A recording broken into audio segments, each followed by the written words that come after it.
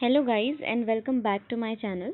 This is the second part of the chapter Basic Concept of Macroeconomics, that is the second chapter of your book. We have already discussed the first part in which we had discussed about normal resident, citizenship, residentship, domestic territory, and one of the most important topic of the chapter, that is domestic product and national product. So today we'll be continuing the chapter. So as per the chapter, now we have to discuss about factor income and transfer income. So what do you mean by factor income? क्योंकि अभी तक आप chapter पढ़ चुके हो, so you must be knowing कि we are studying contradictory terms. So factor income and transfer income are both the contradictory term. First of all, we are going to talk about factor income. तो factor income क्या होता है? ये एक ऐसी income होती है which you earn out of giving some productive services.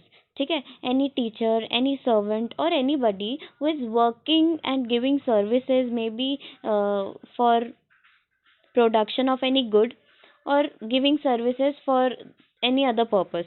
तो अगर वो कोई भी प्रोडक्टिव सर्विसेज देता है तो उसको जो भी इनकम मिलेगी वो फैक्टर इनकम का पार्ट होगा. ठीक है, सो हमने प्रीवियस चैप्टर्स में फैक्टर ऑफ पेमेंट की बात की थी. मैं उसको वापस से यहाँ पर रिपीट करती हूँ. तो फैक्टर ऑफ पेमेंट में चार मेन चीज़ें होती हैं: land, labour, capital and enterprise. तो जो भी इनकम ये लोग कमाते हैं, जैसे कि लैंड पर जो है हम लोग रेंट कमाते हैं, लेबर जो है वो वेजेस कमाते हैं, कैपिटल पे हम प्रॉफिट कमाते हैं एंड एंटरप्राइज के थ्रू हम प्रॉफिट कमाते हैं एंड कैपिटल के थ्रू हम जो है इंटरेस्ट कमाते हैं. So these are FOP. ये क्यों हमें मिलती है? क्योंकि हमने इसके लिए कुछ सर्विसेज दी हुई है और ये सब हमको उन सर्विसेज का रिवॉर्ड मिला है, तो इसीलिए इनको फैक्टर इनकम कहा जाएगा. और क्योंकि इससे प्रोडक्शन हो रहा है, इसलिए जो भी फैक्टर इनकम होती है that is always counted while calculating national income. मतलब कि factor income are always included in the calculation of national income. And the second point says कि जो फैक्टर इनकम होती है वो फैक्टर ऑफ प्रोडक्शन के थ्रू ही हमें फैक्टर इनकम मिलती है. So I hope you have got the point. इसके अगर मैं एग्जांपल्स की बात करूँ तो वेजेस या रेंट हो गए या फिर any kind of money earned by any service giver. ठीक है, अब टीचर को जो पेमेंट मिल रही है तो वो क्या है? फैक्टर इनकम है. पर अगर वही टीचर अपने बच्चे को पढ़ा रही है, ठीक है, तो वो होगी उसकी साइकोलॉजिकल नीड. मतलब अगर वो चाहती है कि वो अपने बच्चे को पढ़ाए तो क्या हो गया कि वी शिल नॉट आस्क एनी मनी और एनी रिवॉर्ड फ्रॉम हर और हिज चाइल्ड, राइट. तो ये क्या हो गई? उसकी साइकोलॉजिकल नीड हो गई. वहीं पर अगर टीचर जो है अपने फाइनेंशियल नीड के लिए किसी इंस्टीट्यूट में जाकर पढ़ाती है जहाँ पर शिल बी पेड, तो वो उसकी फाइनेंशियल नीड्स हो गई. तो यहाँ पर ये फैक्टर इनकम हो गया. बट जब वो बिना किसी इनकम के और सेल्फ सेटिस्फैक्शन के लिए कुछ काम कर रही है तो उसको हम लोग जो है फैक्टर इनकम में इंक्लूड नहीं कर सकते हैं. The second point is transfer income. Transfer income का दूसरा नाम है यूनिलैटरल ट्रांसफर. यूनि मतलब वन, लैटरल मतलब कि वे. तो this is one way transaction और वन साइडेड ट्रांजैक्शन. ठीक है, अब ये वन साइडेड क्यों होते हैं? Because these are such kind of income जो जहाँ पर हमको कोई प्रोडक्टिव सर्विसेज नहीं देनी होती है. Without rendering any productive services you will be paid. Okay, तो वो होती है आपकी ट्रांसफर इनकम.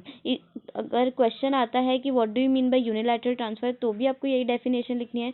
अगर क्वेश्चन आता है what do you mean by one sided transfers, तो आपको यही जो है डेफिनेशन लिखनी है.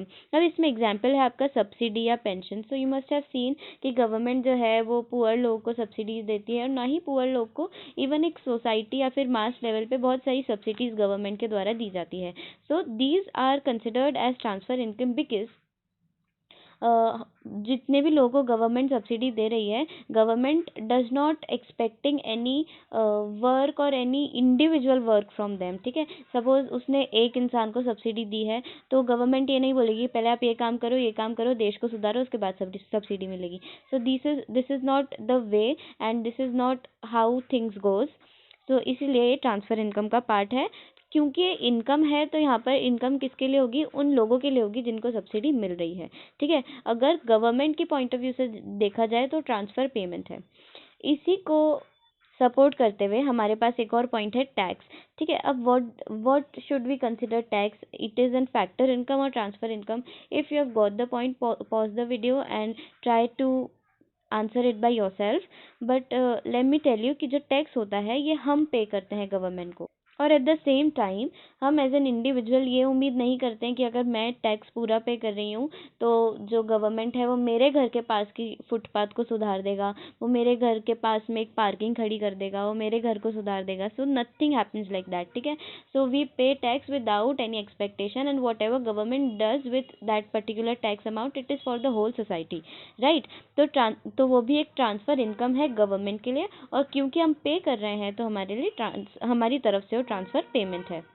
So hope you have got the point. अब अपन नेक्स्ट टॉपिक पे चलते हैं, final good and intermediate good. Final good और इंटरमीडिएट गुड ये अगेन दो कॉन्ट्राडिक्टरी टर्म्स हैं, और दोनों को हम डिफरेंशिएट करेंगे on the purpose of usage.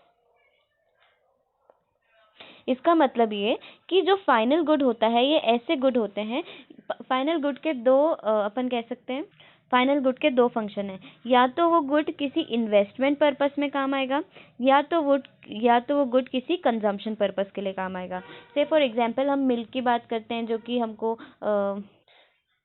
Milk man देकर जाता है, या फिर हम जो पैक्ड मिल्क लेते हैं उसकी भी बात करते हैं। So we use it for our own purpose and we just consume it, ठीक है। तो उसको क्या कहते हैं अपन, फाइनल गुड। अपन उसमें फर्दर कोई प्रोडक्शन वगैरह नहीं करते हैं, और प्रोडक्शन इन सेंस कि उस पर्टिकुलर छोटे से अमाउंट के दूध के साथ हम कुछ अर्न नहीं करते हैं फर्दर, राइट। सेकेंड थिंग आता है इन्वेस्टमेंट। अगर आपने कोई रेफ्रिजरेटर लिया है आपके घर के पर्पस के लिए, ताकि आप आपके वेजिटेबल, आपका फूड स्टोर कर सको, तो वो इन्वेस्टमेंट हो गया। तो ये दोनों हमारे लिए फाइनल गुड होंगे। पर अगर यहीं पर इन दोनों चीज़ों का अगर पर्पस चेंज हो जाए तो वो इंटरमीडिएट गुड बन जाएंगे। So final goods are those good which are use for investment और कंजम्पशन। लेकिन इंटरमीडिएट गुड्स कौन से होते हैं, ऐसे गुड्स होते हैं जिनको हम रीसेल के पर्पस के लिए यूज़ करते हैं या फिर फर्दर प्रोडक्शन के लिए यूज़ करते हैं। So the goods which are use for the purpose of resale.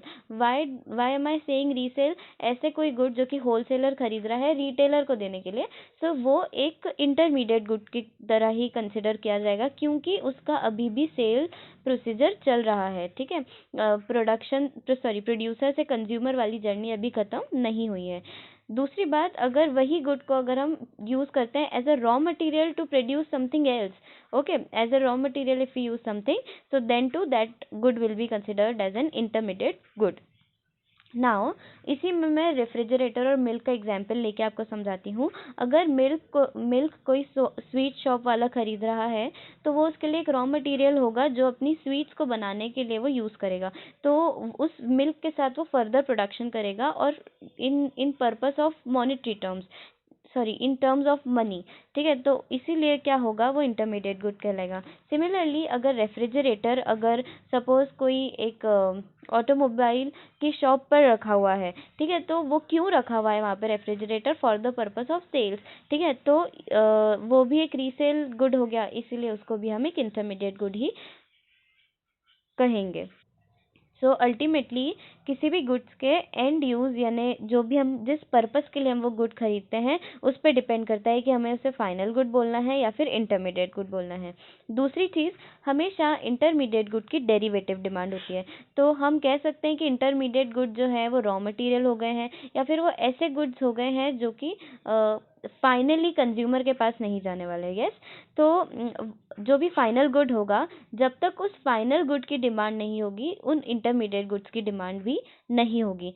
से फॉर एग्जांपल, जब तक कंज्यूमर्स को स्वीट्स की नीड नहीं होगी, से फॉर एग्जांपल फेस्टिव सीज़न आया है और उनको स्वीट्स चाहिए, तभी जाकर जो है मिल्क की डिमांड होगी, ठीक है। अगर हम उसको इंटरमीडिएट कंसिडर कर रहे हैं तो हमेशा इंटरमीडिएट गुड की डिमांड कैसी होती है, डेरिवेटिव होती है। मतलब जब तक फाइनल गुड की डिमांड नहीं होगी, इंटरमीडिएट गुड की डिमांड भी नहीं होगी। The third point is intermediate good falls with in the production boundary. हाँ, तो देखो एक और कंसेप्ट है आपकी बुक में प्रोडक्शन बाउंड्री का। सो जितनी भी प्रोसीजर्स, जितने भी रॉ मटेरियल्स हम यूज़ करते हैं किसी भी गुड्स को बनाने के लिए, किसी भी प्रोडक्ट को बनाने के लिए, वो प्रोडक्शन बाउंड्री के अंदर आते हैं, ठीक है, until and unless the final product is produced, ठीक है। तो क्या होता है, जितने भी इंटरमीडिएट गुड्स रहते हैं या फिर जो भी प्रोसीजर्स होती हैं, they falls under the boundary, है ना। And once the final good is prepared, it is out of the production boundary. Now the next point is, हमेशा जो फाइनल गुड की वैल्यू है वही नेशनल इनकम में कैलकुलेट होती है।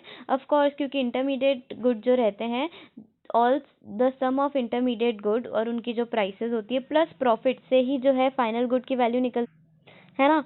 तो इसीलिए हमेशा जो नेशनल इनकम है उसमें फाइनल गुड की वैल्यू जुड़ेगी। फॉर एग्जांपल, अगर हमने कोई इंटरमीडिएट गुड, जितने भी रॉ मटेरियल हैं, अगर हम उनको पर पीस देखें तो 10 रुपीज़ का खर्चा आता है और उसमें हम 5 रुपीज़ का प्रॉफिट भी ऐड कर दें तो 15 रुपीज़ जो है वो फाइनल वैल्यू निकल के आती है, जो कि नेशनल इनकम में कैलकुलेट होगी, not this 10 separately and this 5 separately. Okay, the next point is good used up in the same year are intermediate good। इस point का मतलब क्या होता है, जो goods सेम ईयर में यूज हो जाते हैं उनको हम इंटरमीडिएट गुड बोलते हैं। पर अगर वही इंटरमीडिएट गुड 1 साल तक यूज नहीं हो पाते हैं, nor for further production neither for resale, तो फिर उस पर्टिकुलर इंटरमीडिएट गुड को हम फाइनल गुड कहने लगते हैं, only when it is not used for 1 year as a whole, ठीक है, तभी हम उसको फाइनल गुड कंसिडर करते हैं। Now there are 2 questions you can solve. First one is furniture purchased by school. What are you going to categorize it into, whether it is a final good or an intermediate good? And the second question is chalk duster purchased by the school. मैं answers बता रही हूँ, if you are already knowing you can pause and can just test yourself. First जो है furniture purchase by the school, तो ये एक kind of investment हो गया है and this will be lasting for more than 5-10 years, ठीक है। तो ये एक इन्वेस्टमेंट हो गया स्कूल की तरफ से। तो जो फर्स्ट वाला है वो आपका फाइनल गुड का एग्जाम्पल है। सेकंड जो पॉइंट है chalk duster purchase by the school, ठीक है, तो ये किसी भी तरह का इन्वेस्टमेंट नहीं होता है, ना ही चॉक एंड डस्टर को हम कंज्यूम करते हैं। It is being used as a raw material for giving the service by the teacher. Teacher use करती है, अगर टीचर ना आएगी तो चॉक और डस्टर का कुछ काम है क्या? नहीं। एट द सेम टाइम जो चॉक एंड डस्टर जो दोनों चीज़ें हैं वो with in the year utilise हो जाते हैं, ठीक है। अब अगर चॉक्स को हम ज़्यादा टाइम तक रखते हैं तो उसकी क्वालिटी भी ख़राब हो जाती है और एक ओवरऑल प्रोडक्ट पे भी उसका इफेक्ट पड़ता है। तो ये जो चॉक एंड डस्टर है वो एग्जाम्पल है आपके इंटरमीडिएट गुड का, ठीक है। ये बहुत सेकेंड वाला जो है बहुत ज़्यादा कंफ्यूज करता है बच्चों को। Hope you have got it clearly. Now we are moving forward. So as we have discussed about intermediate good and final good जो होता है उसके अगेन 2 टाइप्स होते हैं, एक होता है कंज्यूमेबल गुड और एक होता है capital good. Now consumable word से ही समझ आ रहा है ये ऐसे गुड्स होते हैं जिनको हम डायरेक्टली कंज्यूम करते हैं, है ना, और वो हमारी नीड्स को डायरेक्टली सेटिस्फाई करते हैं। से फॉर एग्जांपल आपके शूज़ हो गए, आपके क्लोथ्स हो गए या फिर आपके स्पाइसेस हो गए, ठीक है। अब कैपिटल गुड्स कैसे गुड्स होते हैं? ये ऐसे गुड्स होते हैं जो कि फाइनल तो होते हैं, like they are totally prepared but they are used for और they help in the production of other goods, ठीक है। ये ऐसे गुड्स होते हैं जो कि दूसरों के प्रोडक्शन में हेल्प करते हैं। से फॉर एग्जांपल आपका रेफ्रिजरेटर एग्जांपल ले लो या कोई भी आपका व्हीकल एग्जांपल ले लो, ठीक है। अभी वो हो गया कैपिटल गुड। अब अगर कंज्यूमेबल गुड की बात करें तो इसके फर्दर 4 टाइप्स हैं, ठीक है, जिसमें से पहला है ड्यूरेबल गुड्स। ड्यूरेबल गुड्स ऐसे गुड्स होते हैं जिनकी लाइफ अबाउट 5 ईयर्स और मोर होती है, ठीक है। ऐसे गुड्स जिनकी लाइफ 5 साल या 5 साल से ज़्यादा होती है उन्हें हम ड्यूरेबल गुड्स कहते हैं। जिसमें आप टीवी का एग्जांपल ले सकते हैं। आजकल तो टीवी, मोबाइल जैसी चीज़ों पे खुद 2-3 साल 5 साल की वारंटी आती ही है। Then the second one is semi durable goods. Semi durable goods are those goods which at least have a lifestyle of 1 year, ठीक है, sorry not a lifestyle but a life span of 1 year. Say for example आपके clothes हो गए, shoes हो गए, तो you can use it like till the whole year, तो उसको हम सेमी ड्यूरेबल गुड्स में कंसिडर करते हैं।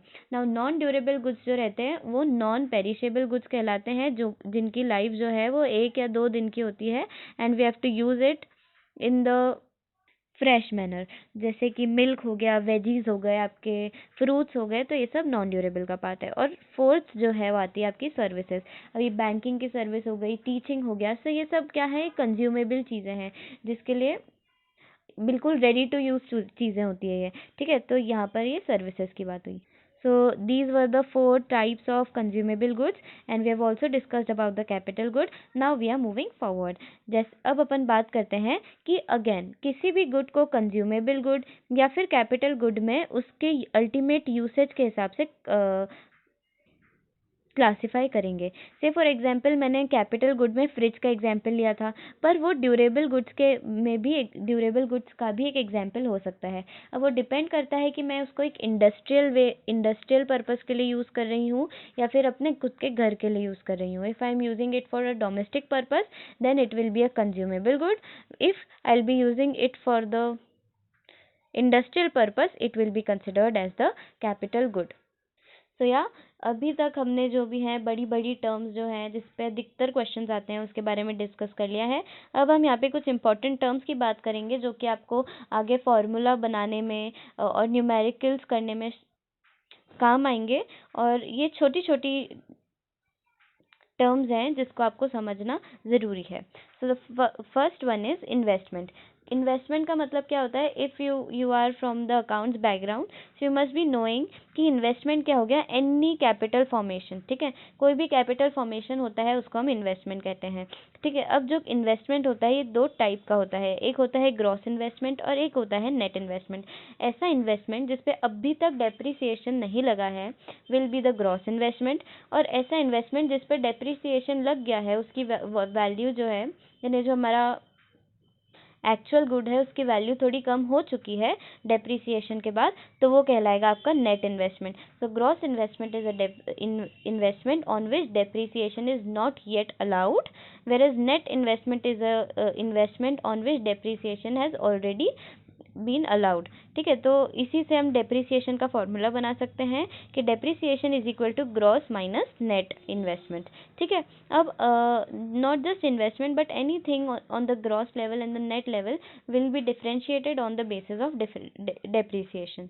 अब हमने इतना डेप्रिसिएशन की बात तो कर ली है, अब डेप्रिसिएशन क्या होता है, I hope that you must have studied in 11th the last chapter, but again I am explaining you that depreciation is nothing but the fall in the value of fixed asset। जो भी fixed assets होती हैं, ऐसी assets जो कि आपके further production में help करती है और जिनकी लाइफ कम से कम 5-10 साल होती है, तो उनकी वैल्यू जो है वो टाइम के साथ अगर कम होती जाती है, गिरती जाती है, तो उसको अपन डेप्रिसिएशन कहते हैं।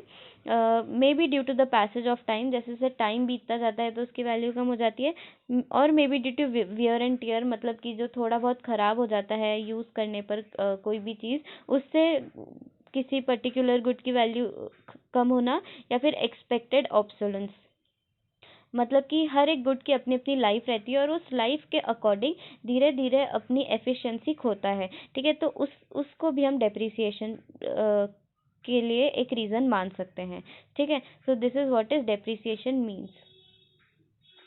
Now moving forward, this word is not normal, it has to be net, okay, make a note, it is net। तो net indirect tax, net indirect tax क्या होता है, net indirect tax is nothing but the difference between indirect tax and subsidy. Now tax और subsidy के बारे में हमने अभी अभी जो है फैक्टर सर्विस, ट्रांसफर सर्विस के बारे में जब हम पढ़ रहे थे, जब हमने डिस्कस किया था, but just giving you a revision again. Indirect taxes कैसे होते हैं, ऐसे टैक्सेस जो कि आपके इनडायरेक्ट वे ऑफ कंजम्पशन पे लगते हैं, ठीक है। अब जैसे कि आप कोई एंटरटेनमेंट की चीज़ देख रहे हो तो उस पर टैक्सेस लगते हैं, जीएसटी लगता है, तो वो क्या है, वो एक इनडायरेक्ट टैक्स हो गया, क्योंकि आप उसको डायरेक्टली कंज्यूम नहीं कर रहे हो, but still for the entertainment you are paying, so you that is a kind of tax that is indirect in nature. Similarly subsidies जो कि गवर्नमेंट के द्वारा दी जाती है, तो अपन कह सकते हैं टैक्स जो गवर्नमेंट के द्वारा लिए जाते हैं और सब्सिडीज जो गवर्नमेंट के द्वारा दी जाती है। तो बस इन दोनों के डिफरेंस से निकलता है net indirect tax. Hope that point is clear. Now we are moving forward to the next point, that is factor income from abroad. Factor income मतलब कि ऐसी इनकम जो कि फैक्टर ऑफ प्रोडक्शन के द्वारा अर्न करी जा रही है ना, और फ्रॉम अब्रॉड मतलब कि ऐसी इनकम जो कि हमें अब्रॉड से मिल रही है. अब अब्रॉड से हमको कोई फ्री में तो इनकम देगा नहीं. So the people of India, the people who are the normal resident of India, ऐसे लोग जो कि इंडिया के नॉर्मल रेसिडेंट हैं and they are residing outside for any, for maybe work or for maybe employment purpose, और वहाँ पर जाकर वो कुछ अर्न करते हैं और वो पैसा इंडिया लाते हैं. तो ऐसे लोगों को कहते हैं या फिर ऐसी जो इनकम वो लोग लाते हैं उस इनकम को हम कहते हैं फैक्टर इनकम फ्रॉम अब्रॉड. ठीक है. So any income being earn by the normal resident from rest of the world. ROW जो मैंने यहाँ पे वर्ड लिखा है उसका मतलब है रेस्ट ऑफ द वर्ल्ड. तो जो भी इनकम जो है वो जो भी इनकम लोग बाहर से लेकर आते हैं उसको हम कंसिडर करते हैं फैक्टर इनकम फ्रॉम अब्रॉड में.